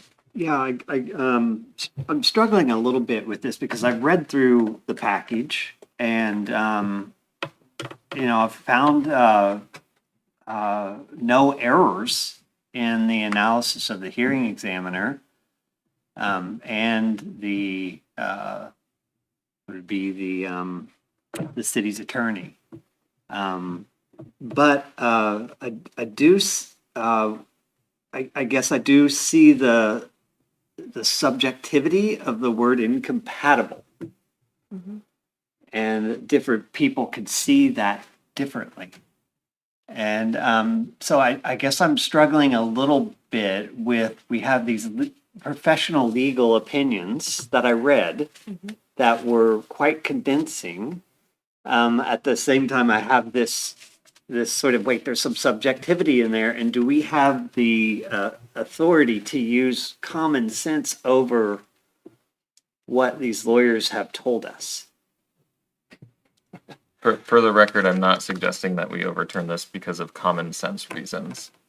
I will wait for the decision to be written up by our wonderful lawyer, but that's not my. So city attorneys don't like providing legal advice on a potential appeal in open public, but I will tell you the standard of review and under LUPA is it's going to be looked at by a judge if appealed, whether or not it was clearly erroneous application of law to the facts, or did you not have substantial evidence to support your decision. There's other LUPA, constitutional issues, improper procedure that resulted in prejudice, clearly erroneous interpretation of the law. What you've heard is two interpretations of language, one arguing against, and that would be subject to that standard by a judge in Superior Court if it was ever appealed. That's all I can tell you in open record. Yeah, if you want to go into a quasi-judicial discussion, it's not subject to the Open Public Meetings Act, but I do think there's a motion on the floor at this point. I did make a motion to amend my original motion to what you said. Anybody was willing to second that, that'd be great. Second. Okay. And so I want to clarify before we take the vote. Kevin, can you summarize what's on the floor right now? There was a motion by Council Member Vanderstoop to reverse the hearing examiner decision denying waiver of conditions 10C and B. Thank you. And that was modified to direct the city attorney to draft a resolution in support of that decision if that motion would pass. We need to vote on the amendment and then vote on the original motion. All right. So all those in favor of, or do we want to discuss the amendment at all? I have one more question. Ready to vote? You do? I do. Okay. I'm trying to figure out who is hurt by this decision. As Melissa stated, there's no one in the record that I saw that is opposed to it.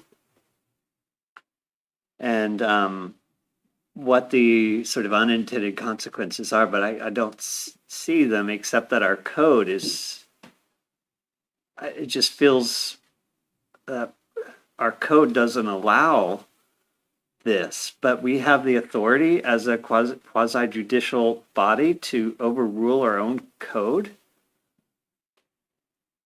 You can make that decision, right?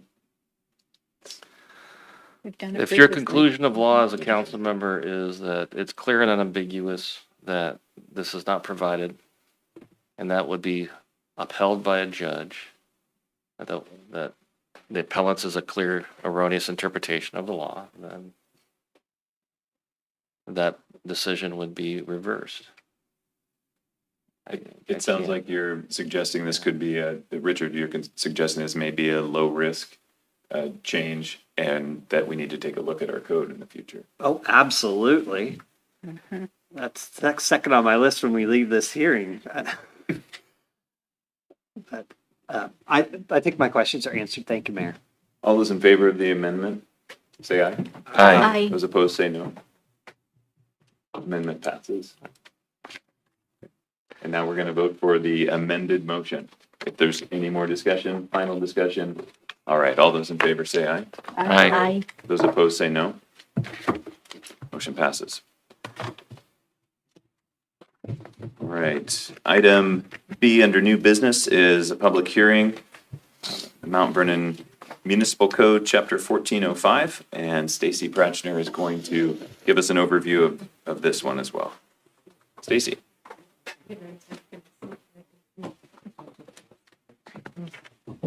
Thank you again, Mayor. Thank you, council members. We're almost through the agenda. All right, this evening, almost, yes. Respectfully request that we, in the city council, open the public hearing, and this will be to consider a proposal to update the Mount Vernon Municipal Code, and these would be red lines to implement locally state legislation for SB 5290. The city council may recall that we held a committee together in December. There was also a committee held with Planning Commission as well in January. These are the updates having to do with permit timelines. Specifically, SB 5290 is part of a suite of legislation that has to do with speeding up permit timelines to encourage additional housing development. In the packet that you were given this evening, there's a copy of the memo that was provided in DS committee. It has some of the details of that, the timelines that permits need to meet, as well as reporting requirements for counties that are in the buildable lands cohort.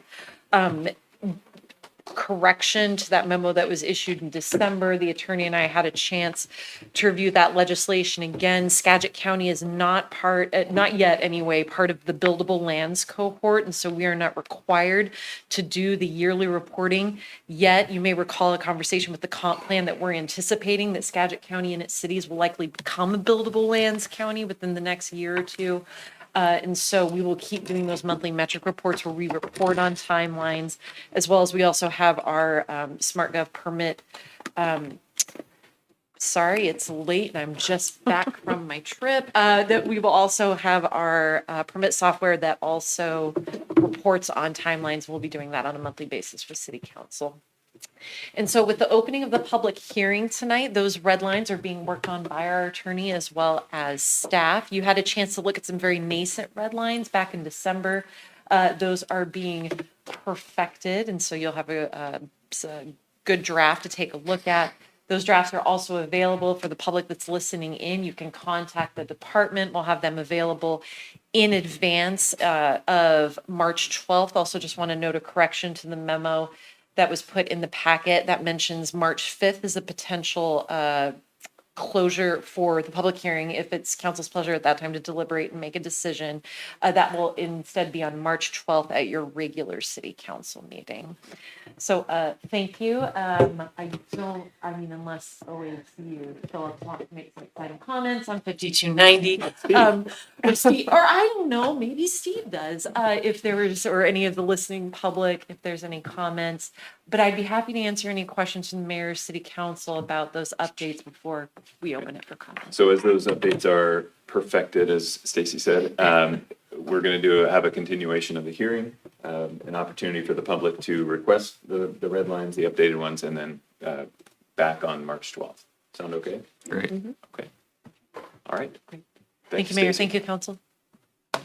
Item C tonight is an agreement amendment with OAC Services and Public Works Director Christopher Phillips. Am I allowed to move that we accept something before he reads it? No, you're not. But thank you for doing your homework. I appreciate that. I will be very brief and quick. Thank you, council. Good evening, and good evening, Mayor. City staff recommends City Council authorize the mayor to amend the agreement with OAC Services for the Mount Vernon Library project. Services not to exceed the amount of $178,347. I'm here for any questions that you may have regarding the Mount Vernon Library Commons project and the next two items that we have there. Yes, and thank you for your presentation to council last week. Yeah. Questions for Mr. Phillips? So moved. Second. Motion by Andrew, second by Mary. Discussion. All those in favor say aye. Aye. Those opposed say no. The motion passes. All right. Chris is back for item D. If you liked item C, you'll love item D. Same thing, working with requesting City Council to authorize the mayor to extend the agreement with HKP Architects for construction management services not to exceed the amount of $54,378, pending your questions. Questions on this one? So moved. Second. Motion by Andrew, second by Melissa. Discussion. All those in favor say aye. Aye. And those opposed say no. Motion passes. On a roll. Item E tonight is Mount Vernon Library Commons project cost update. Mr. Phillips. All right, thank you, Mayor. City staff recommends City Council authorize the mayor to amend the overall project cost from $61.1 million not to exceed $64.28 million. There will be no financial impact to Mount Vernon residents as all costs are covered by a mosaic of federal, state, and county funding sources. In the introduction and background, I would just encourage the public, if they desire, to review that. You can see a variety of what are significant factors that have caused this to increase, as well as other planning factors associated with it. So, Questions for Chris on the project or use of the word mosaic? Lisa has a page back. I was impressed. It was good. And it was used properly. I'll move to approve it. thank you. Second. Motion by Mary and a second by Edis. Discussion. All those in favor say aye. Aye. Those opposed say no. It passes. All right, thank you. Thank you, Chris. Thank you. Item F is a review of an agreement for Indigent Defense Services, and Special Projects Manager Steve Sexton will present. Last man standing. Yes. Yep. This is a discussion item only, and given the time and everything, just briefly, if there's any questions, comments, concerns that you've had by reading through it, I'd write them down now. The other cities are also taking a look at this draft renewable agreement, and of course, Cedar Woolley and Burlington this week. So the idea is, when I floated this idea to have all four cities go together on this, give us hopefully better response to our RFQ, was to bring this back together, and we will collect every council's comments and present it to you at a later date. So if there's anything you have this evening, I'd be glad to write it down. If you want to email me, if you read through it, that might be better given the hour, more clearly thinking. Any questions come to mind? Yeah, Melissa. I don't have any questions, just, this is, I mean, any time when we can collaborate and put all of our resources together for a greater cause such as this, and perhaps get a better deal, if you will. I think this is a really good idea. Was this your idea? Well, this is impressive, Steve. Nice. Appreciate that. How is this, though, one little thing, how is this different from the contract that we signed last month or so with the contractor that was moving back east? Do you recall that? Yeah, I That was do. the conflict? She is the public defense administrator currently for the cities of Mount Vernon and Burlington. And will this replace that? No, this involves her services. Okay. And the idea behind the way we're trying to draft this is all four cities will share in the public defense cost of the firm that we select together. The other ancillary services like Okay. Maria Funk, they can opt out if they'd like to do their own thing on that. Got it. So it's just, the more we can do together, the better, much like our public defense auditor. Right. Burlington, the city, and Mount Vernon are sharing that 50/50. The other 4 cities would go in on that, it would reduce our cost by 50% more each, so, Thank you for that. yep.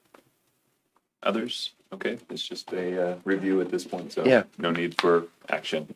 At this point, I'd ask our city attorney if there's a need for executive session. There is not. And with that, we will adjourn the City of Mount Vernon City Council meeting for Wednesday, February 26, 2025 at 9:47 PM.